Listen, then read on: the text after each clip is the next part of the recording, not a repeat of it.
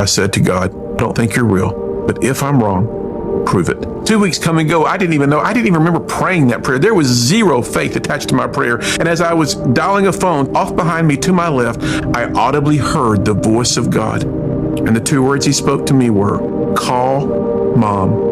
I didn't hesitate. Phone rang 6 times, 7 times. On the 8th ring, my mother answered the telephone, and when she said hello, instantly I knew something was terribly wrong. When I hear God say to me, call Mom, and I did so, my mother was attempting suicide. I ran out of my office, jumped into my car, drove Interstate 75 in Chattanooga, Tennessee, and I drove up this interstate, and I talked to this God I did not know. God, help! I can't save my mom, but you can. My mom was barely alive as she came down some stairs. She fell into my arms. I picked her up. I carried her to her car. I drove her to Park Ridge Hospital. And as we drove, she looked over at me. She says, Dean, I can't be dying. And I said, Mom, hang on. You're not going to die, but you're going to have to choose to live. I get her to a hospital. A doctor threw me against the wall. They rushed her to the emergency room. 45 minutes later, this doctor walks across the ER. But this doctor has the most perplexed look on his face. And he said, Mr. Sykes, there's no medical reason to tell you this at all. It is a, quote, miracle of God.